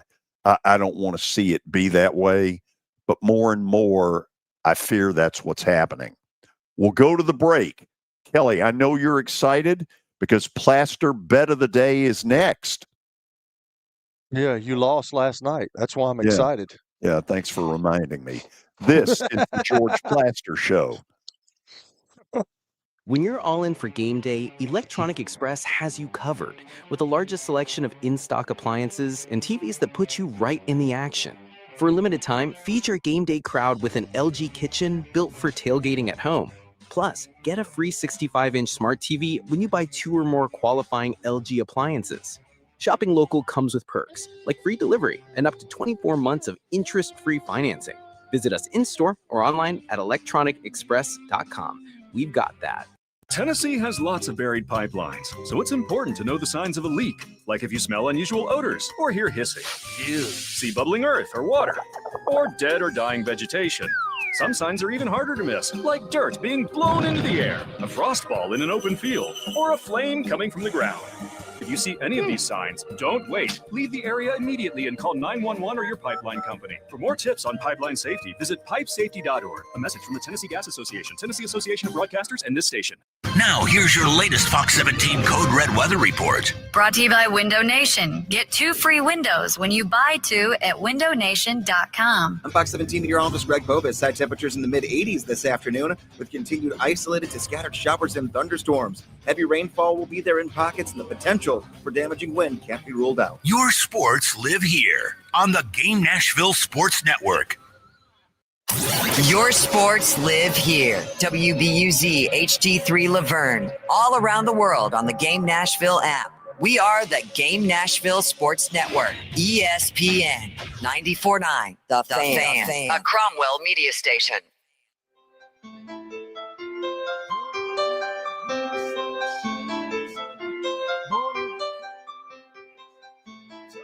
Time for the Plaster Bet of the Day, brought to you by Bart Durham Injury Law. George, I don't have good news for you. You have now dipped below 500. Baltimore did not win last night. Yeah, save it. Please. We've only just begun. By the way, Kelly, did you notice the bump music coming in, walking in Memphis?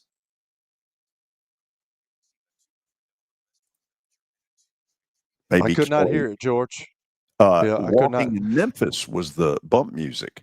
Memphis. Nice. I wish I could hear the bump music. For some reason, I've told y'all that. I cannot hear it. Memphis. Repeat after me. Memphis. Oh gosh, here we go. Stop it, George. I should have to give those points back to y'all after they got beat that bad. Well, what pissed me off was the way the whole group dogged me. Does anybody like? No, I don't. I didn't have it. No, I didn't have it. No, I think it sucks. Yeah, well, we did. Well, beautiful. You were wrong. You'll hear more about it on Thursday. Look, here's the deal. The Reds have got to close strong. And tonight, they've got the perfect team to go after. A Pittsburgh club whose season ended months ago. We're taking the Reds. We're going to get back to 500. And Kelly, I don't care if you root against me tonight. Go Reds. I am going to root against you. Go Bucks, man. Yeah. Go Pirates. Tomorrow on the show, got a lot of things going on, including Mike Organ from the Tennessean. That's always good stuff. Hope you will join us. Parker, way to go. I didn't screw anything up today. No, that's a you step didn't. up from yesterday. Oh, man. I was about to start calling you a screw up, Parker, if you'd done it today. It's okay. My mom tells me otherwise. So give him some of the money back, Kelly. Give him some of the money. Yeah, back. yeah. You No, we're deserve not giving to him any money take me back. out to dinner now. No, if you're waiting No. on that, please. That's you're out on that. You're out of luck on that, there, Parker. Sorry. He's One as day. cheap as Peyton. Mm. See you I'm guys not as cheap tomorrow. as you. Well, that may be true.